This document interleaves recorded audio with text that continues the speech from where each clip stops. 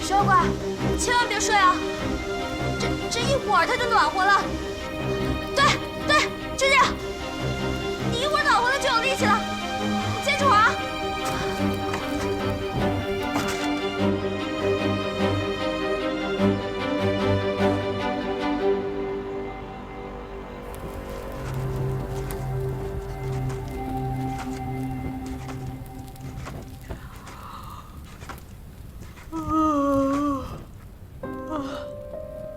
小乖，我跟你说，你以后再也不能轻易的相信那些所谓的网友。那电脑前坐的是个人还是条狗，你都不知道。还有啊，以你的身体呢，你就应该随身携带暖宝宝。这暖宝宝是什么呢？就是你往身上一贴，一会儿就发热了。不过，想着你满身贴满暖宝宝的样子，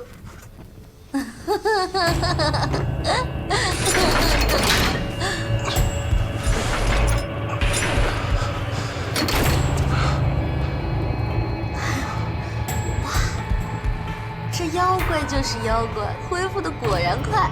嘿嘿。哎呦，妖怪你！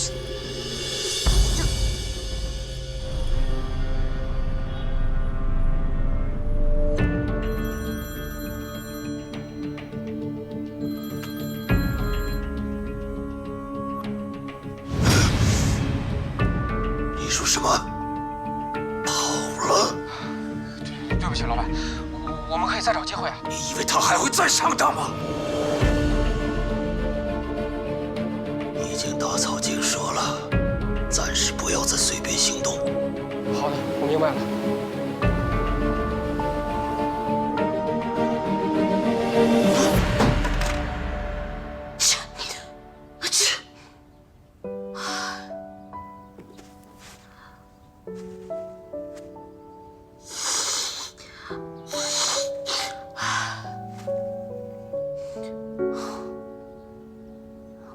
说去救什么妖怪吗？跑腿纵火还伤风受寒的，哼，是我脑子坏了才对。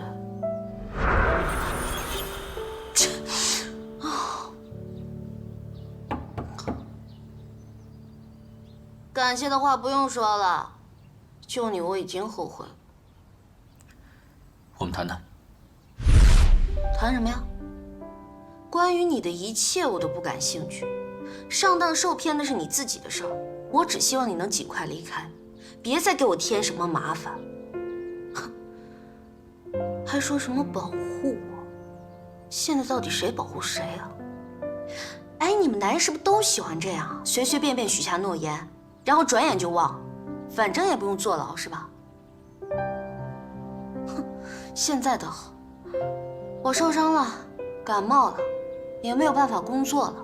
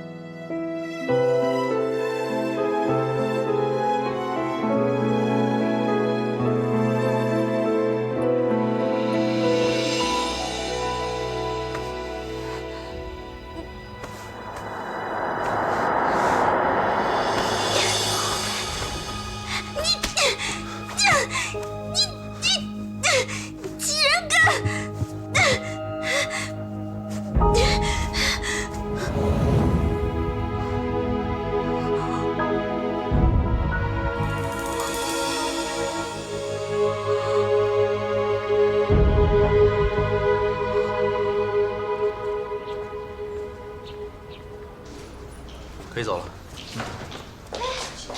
你没事吧？我没事。明天就知道闯祸你啊！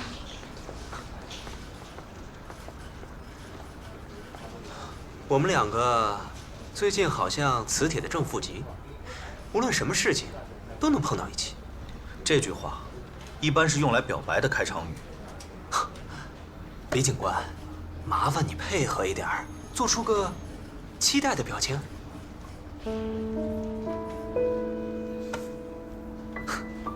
证据不足，人可以带走，但是匕首上只有道具师和男主演的指纹，可金小饼还没有洗脱嫌疑。无论如何，多谢你了。等等，你有没有想过，如果不是小饼，那会是谁？真的只是有人蓄意报复，或是意外？我倒是觉得，这更像是警告。我会查清楚的，但是警察办案讲究的是证据，而不是猜测。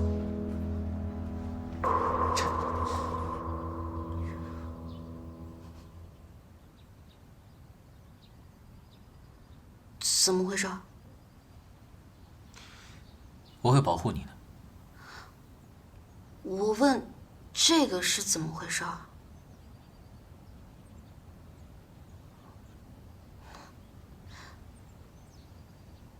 人类伤口的愈合需要时间，如果突然愈合，很容易引起怀疑。而且昨天的事情你也知道，在那种虚弱的情况下，我没法威胁给你。停！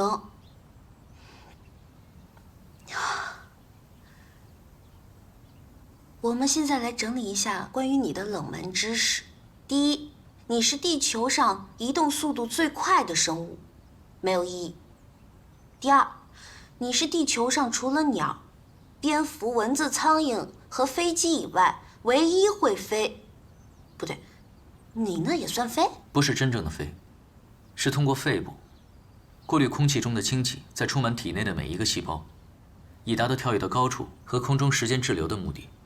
而且根本不是我跳得不高，是你太重了。我知道了，你就像大街上卖的氢气球一样。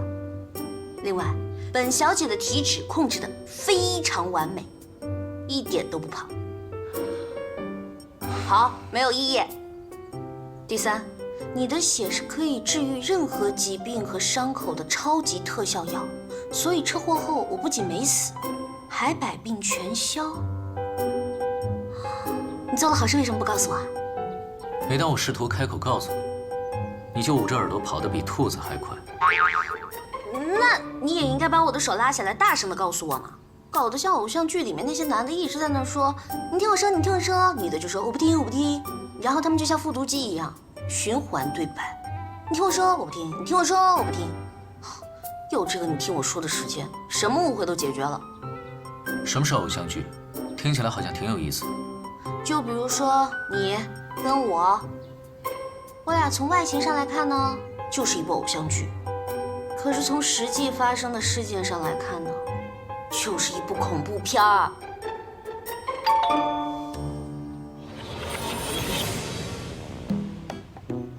冯洞洞？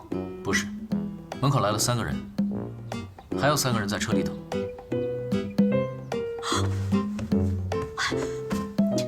徐小怪，快躲起来！我为什么要躲？少废话，不然我分分钟收回你居住权！不是说和剧组的人员相处得很好吗？你到底是得罪什么人了？他才不会得罪人呢，平时可会装乖了，剧组上下都爱他，除了同组的女演员会不喜欢他。不过昨天就已经把有作案动机和时间的女演员都排除掉了。所以说，这就是典型的死了都不知道得罪了谁。什么？你为什么非让自己的人生过得这么辛苦？普通一点不好吗？小小姐可以准备换药了。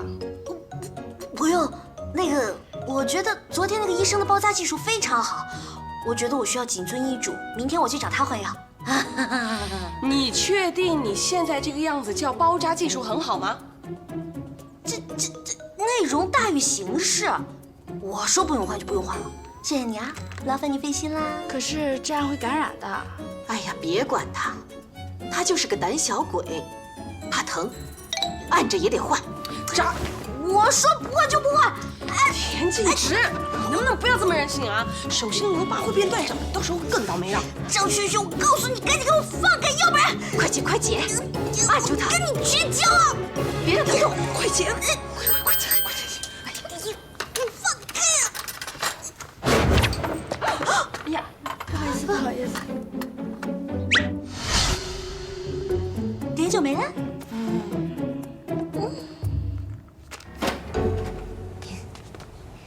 请，记得明天去换药。我明天一早就去。还有这辈子我最好的朋友，好好拍戏哦。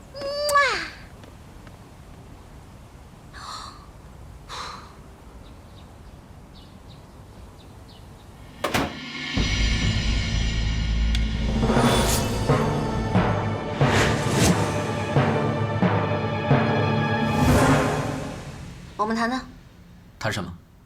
你夺走我初吻的事儿。夺走你初吻？别给我装失忆！车祸的时候，被目击到强吻我的变态就是你吧？你知不知道初吻对于一个女人来说有多重要？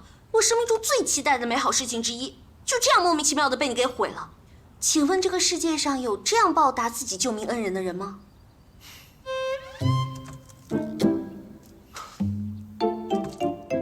打个比方，当你喝酸奶的时候，你会不会问酸奶的意见呢？当然，你当然不会问，因为对你来说，酸奶只是食物而已，没有人会刻意去非礼食物。我之所以那么做，只是为了治愈你。你可以把我当成怪物，默认你的初吻还在。那你完全可以割破手指来救我，承认吧，你就是个表里不一、色欲熏心的混蛋。干嘛？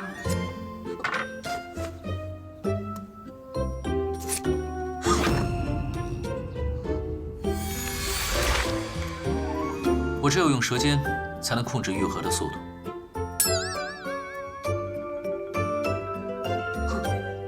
太好了，这样猥琐的技术还真是变态的福音。请问这个世界上，有谁会用这样的词语来称赞自己的救命恩人？我，占了我的便宜还喝我的酸奶，还想叫我感恩？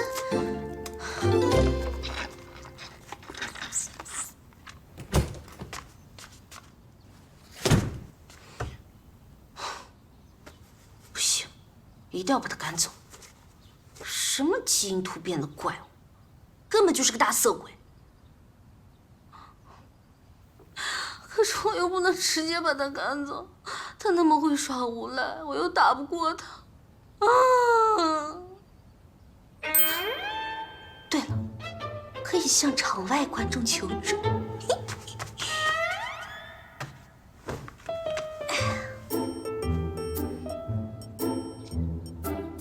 轩轩，这就是我们家的后花园，很漂亮，还有这里全部都是玫瑰花，怎么样？非常好看。那我摘一朵给你。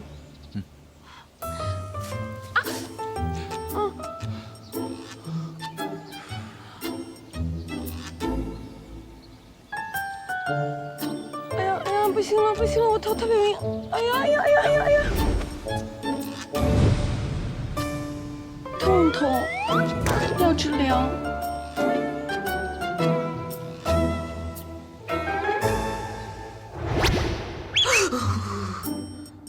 张轩轩其实是个超级大花痴，他会把血妖怪当宠物养起来的。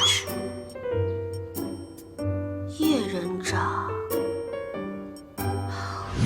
教授，可以开始了吗？这个怪物的愈合能力很强，只有舌尖部位愈合完。先把它的舌头切下来，来，放松，张嘴。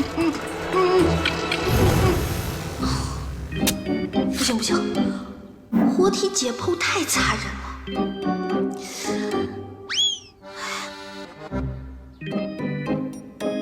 小叶，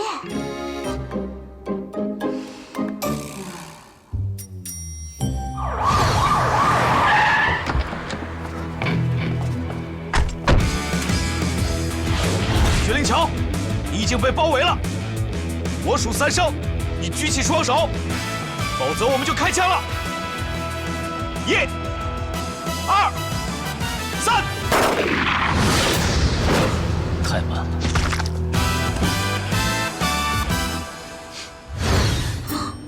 不行不行不行，小燕她不能有事。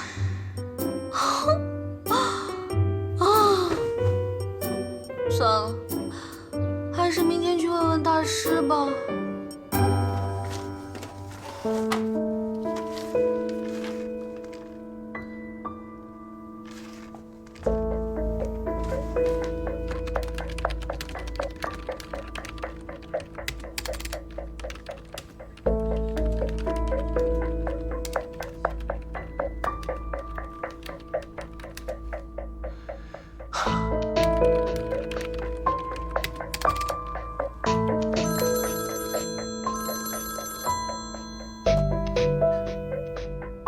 喂，好的，我知道了，你们继续找吧。别急，休眠体不会无缘无故消失的。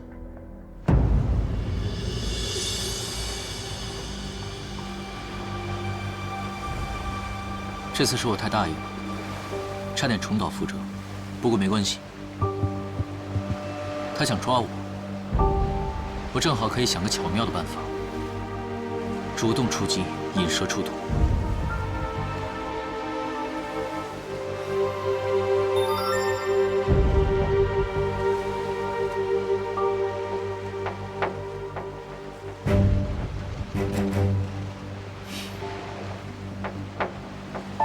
这次又是田小姐救了我，不过她还是在想办法赶我走。你放心，用不了多久，她就会主动求我留下。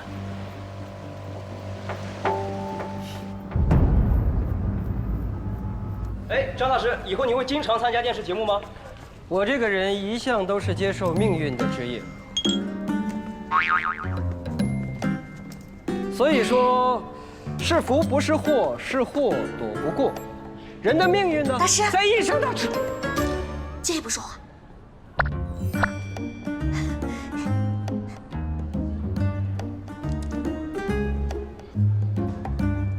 大师，咱们回头采访，我们先走了。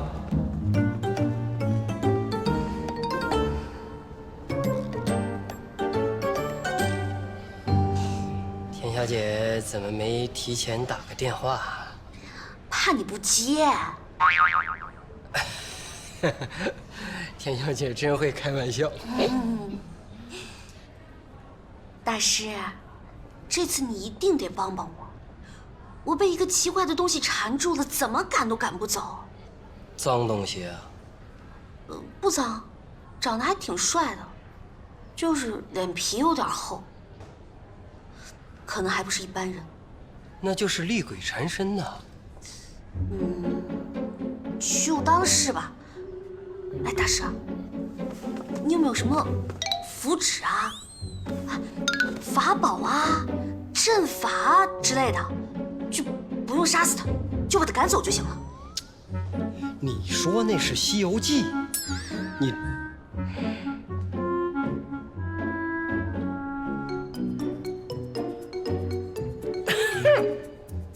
田小姐，你看我都这么大年龄了，身体也不是很好，能够缠上田小姐的肋骨，恐怕老夫也奈何不了啊。哎呀，大师，你就不要有所保留了。你的爱徒张轩轩说你可是神算界的这个。解铃还须系铃人啊。什么意思啊？这个事儿是不是因你而起？是啊。对呀，所以说你就是那个铃儿，不是你就是那个系铃人呐。你想，他能够缠上你，说明他有未了的心愿。你只要帮他把心愿完成，他自然就走了。你找我干什么？那为什么是我呢？缘分。你说我们是不是很有缘分？你看啊，我用我的血救活了你，你又这样无耻的救活了我。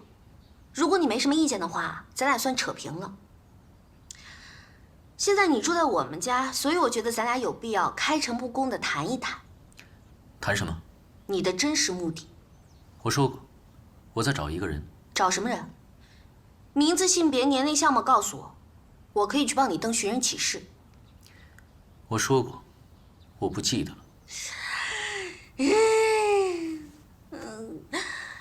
不能说这么笼统，我一丝希望都看不到了。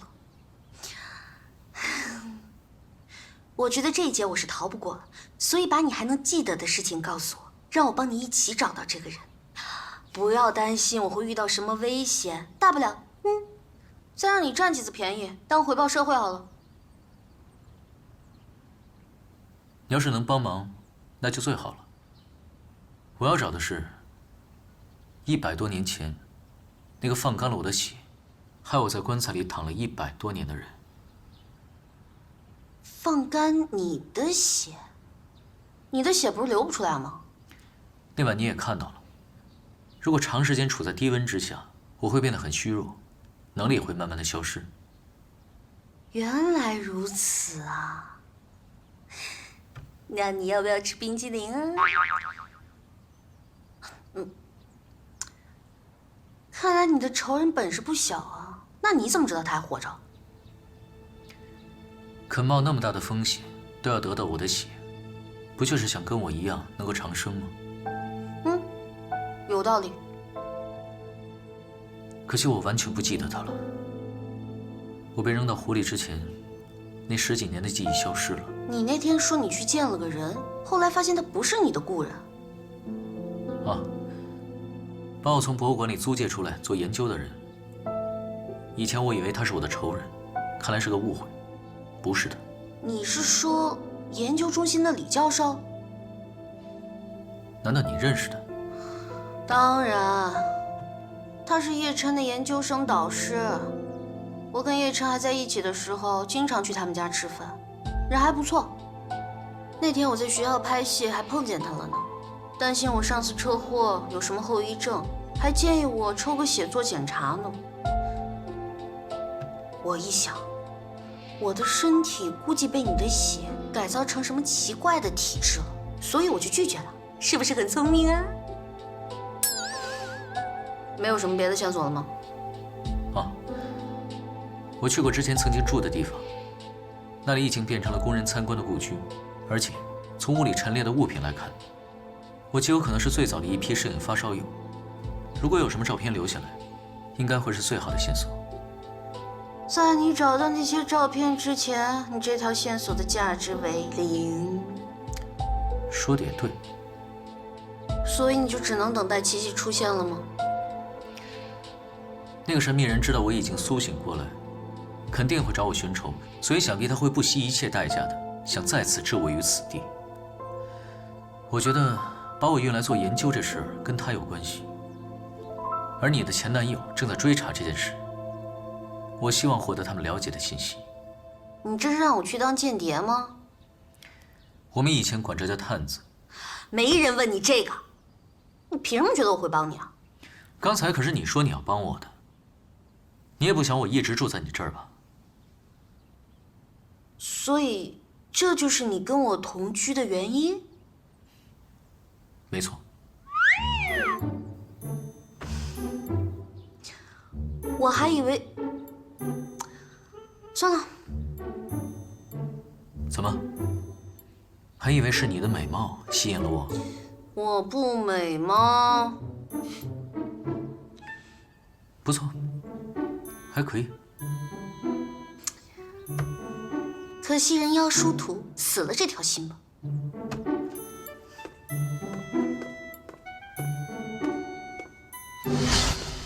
那你会帮我吗？我有其他选择吗？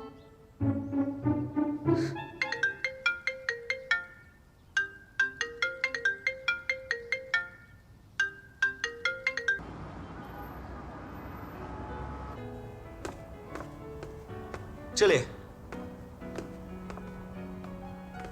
你好，请问你想喝点什么？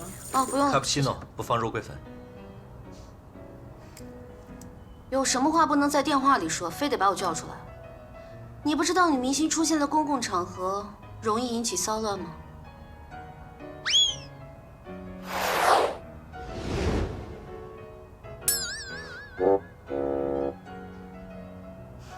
你的手没事吧？除了这个以外，已经好的不能再好了，人气上涨，接到了不错的剧，还认识了一个神奇宝贝一样的男人，前途一片光明。那就好。也祝你和谢玲丽幸福，小燕弟弟。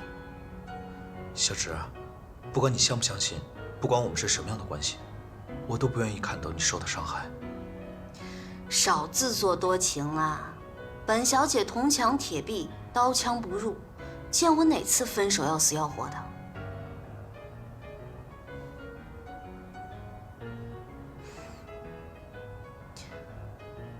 说吧，今天找我出来什么事儿啊？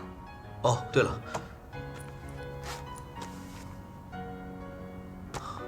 这是车祸现场拍摄的一张照片，裙子上的出血量和你的伤口明显不相符，很可能是当时的盗窃者也受伤了流的血。你再回想一下，当时现场是否还有其他人？没有。那就奇怪了，裙子上怎么会有这么多血呢？这不合理呀。或许是那2个司机的血，或许是什么动物的血。位置不对，不可能是司机。现场更没有出血量那么大的动物尸体。可惜呀。可惜什么？可惜那条裙子找不见了。那真是太可惜了。是你从医院拿走的吗？我要那条沾满泪水跟鲜血的裙子干嘛？如果你想起什么的话，我什么都不记得。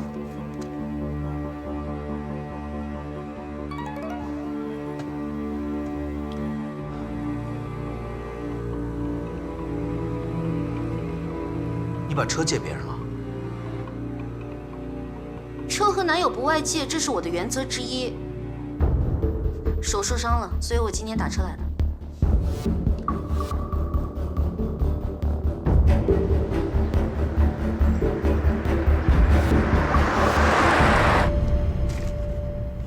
1个月整理一次拍卖档案根本就没必要嘛，1季度1次就好了。好了，不要抱怨了，我们先去办公室把上个月的资料报过来，等下请你吃宵夜。真的啊？那就让你破费啦。走。晚上吃什么？你想请我吃什么？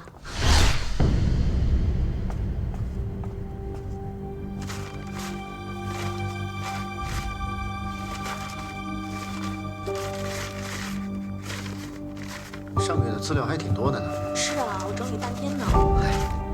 行了，别抱怨了。好吧。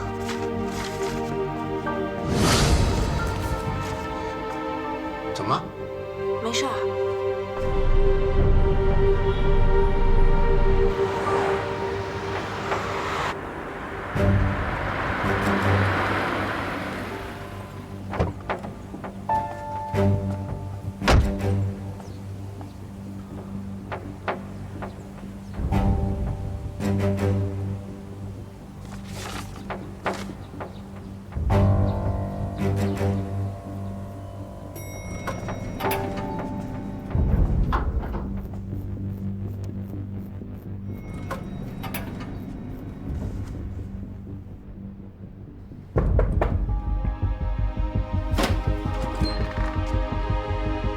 你找谁啊？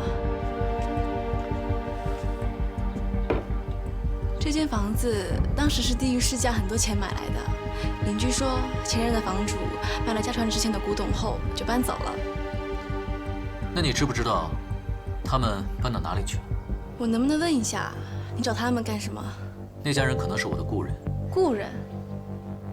啊，我知道了，你一定是从台湾过来寻亲的，对不对？我不知道他们搬到哪里去了，但是你这种情况，警察不能帮到你吗？警察为什么会帮我？警察局的系统里有每个人的信息，只要知道名字，找一个人应该不难。不过你应该要证明的是你的确在找试探的亲属吧？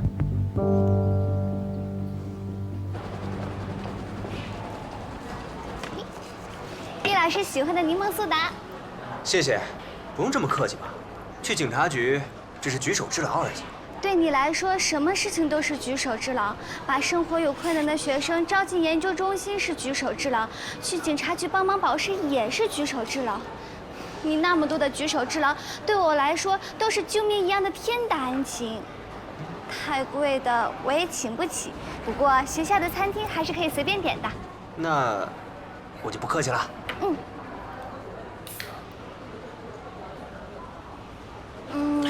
叶老师这么好的男人，肯定有女朋友了吧？还没有，不过感兴趣的倒是有一个。什么？你被叶人渣非礼了？是啊，一牵扯到你的前男友们，事情就会诡异的往一个倒霉的方向发展。比如叶人渣因此而爱上了你。我还没见过看不上我的男人。我担心的是，他想通过我来了解你的情况。他那才不是关心我呢，他是想那具苏醒的休眠体。苏醒的休眠体？电视上不都这么演的吗？哎呀，以我对叶人渣的了解吧，他要爱上你那是分分钟的事情啊！你根本就是他的择偶范本。So what? No way! 耶！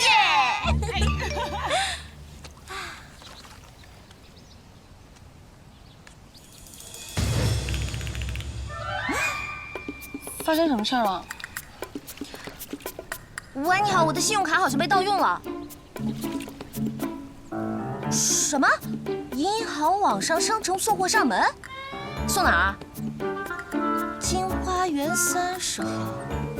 那是你自己家。那个，我有急事，我先走啊。明天片场见啊。哎，经理。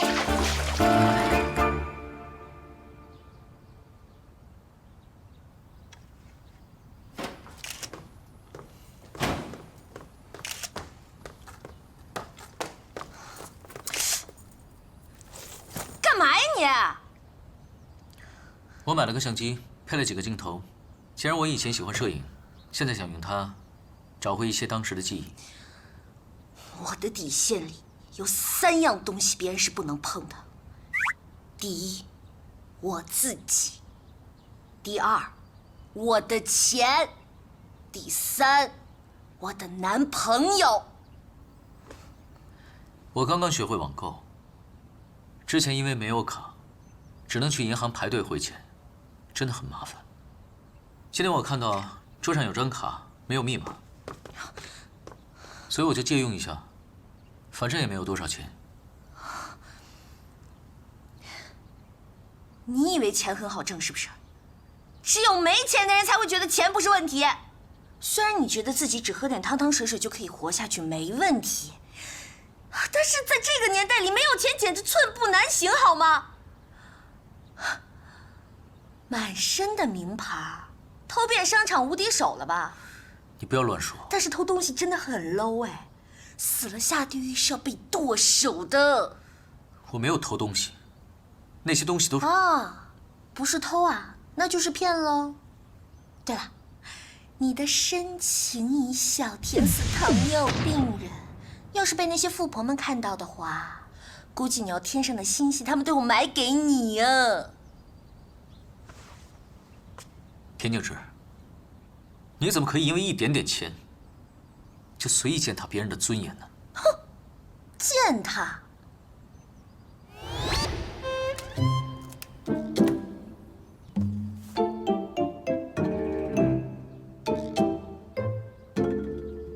下周？搞错没啊你？你拿什么还啊？这个你完全不用担心。你准备就这样一直下去了吗？我是说，你现在还不知道什么时候能找到你的仇人，就算找到了，报了仇，你以后还是要生活下去的嘛。现在的社会跟100年前差很多，到处都是电子眼，如果被拍到飞来飞去的话，会被拿去做研究的。而且没有一个正常的身份跟工作，也很容易被人怀疑的。我不会连累你的。啊，我不是那个意思。好，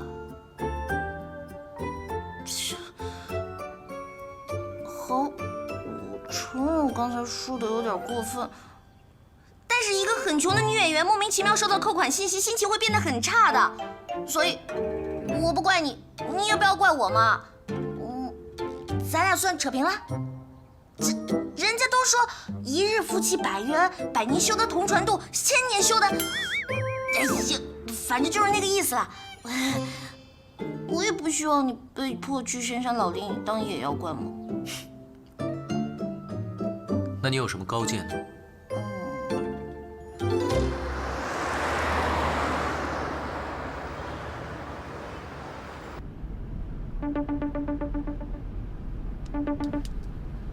喂，是伯母啊？洞洞啊，今天咱们家小侄怎么样了？今天上午田小姐在家里睡懒觉，下午张娟娟小姐约她喝了下午茶。明天早上田小姐可以复工了。明天复工啊？那妹妹今天晚上她一定不该吃饭。哎，她胃不好啊。你呢，就到市中心那个法国餐厅，去帮她买个芝士蛋糕啊，默默的啊。对对对，好嘞，我待会儿就打电话问一下，看除了芝士蛋糕，他跟表兄弟还想吃些什么东西。哪个表兄弟啊？就是那个长得很高，身材很棒，帅到没朋友的表兄弟啊。暂时住在田小姐家2天。哦。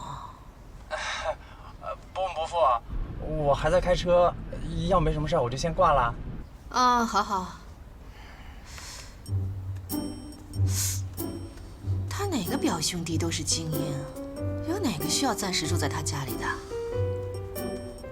阿奇呀，阿奇最疼他了，他可能知道他受伤了，就跑去照顾他了，啊？对，应该就是阿奇。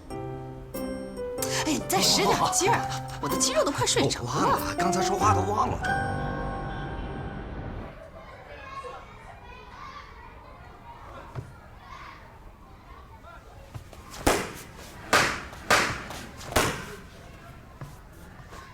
笔姓薛，名灵桥，灵桥2字是我母亲所取，意为美好而高大，这是母亲的愿望。名字都是父母送给我们的第一份礼物。初次见面，我们要互通姓名，这是了解彼此的第一步，好吗？小志，交小朋友是很需要有耐心的。哎，你介绍这个帅哥还真不错。馆长爸爸满意就好啦。原来小时候在这学跆拳道，馆长爸爸那么照顾我。介绍个人嘛，举手之劳啦。我年纪大了，心有余而力不足了。这次啊，你可真是帮了大忙了。不过，他真不是你新交的男朋友吗？都说了，他欠我钱。哦，这年头还有谁敢欠你钱？那不是一辈子要赔进去吗？既然不是你男朋友，我就放心了。否则啊，没2天你就吃醋，就不让他来了。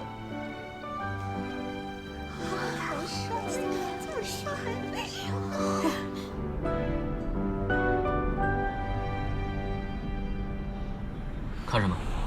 你千万不要对别人笑，光看脸就已经能把3到80岁的女人都通杀了。那跟你那个警察前男友相比呢？不要提他。你昨天不是去见他了吗？我说了不要提他。就是这样笑。你喜欢？谁不喜欢漂亮的人啊？你也是因为我漂亮才救我的吧？绝对不是。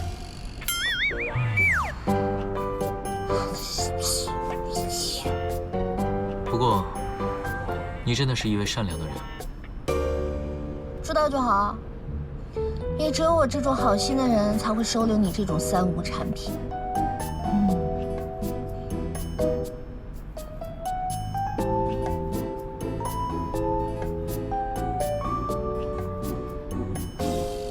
等等，为什么是你在开车？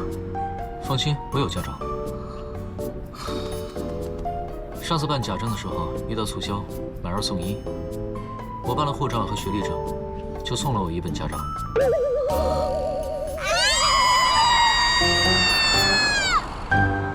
所以你之前在国外开那种加煤的车，每开10几分钟就要停下来去加1次煤？那如果万一你开到路上没有煤了呢？怎么办啊？是发生过这种事，只能停下车来，自己跑去把煤买回来。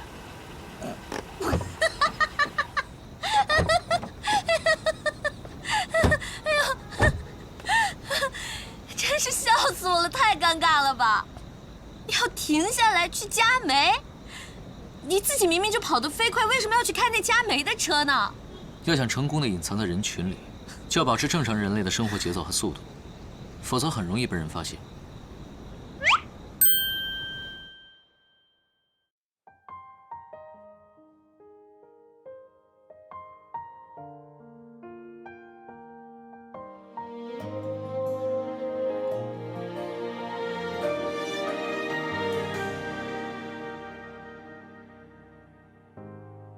于是坏掉的龙头，滴滴答答生了锈，床头想你的人偶，不是提醒我已过很久，你没开口，你没说跟我走，所谓以后，一眨眼就到头。你没开口，你没再出现在路口，这次换我，不随便再说放手。那天以后再没亮起的路灯，说过时间不会再有的永恒，我还在等，会终不稳，你会不会不是我一人回来，因我一生等你开口，等你说跟我走，所谓以后，一眨眼就到头。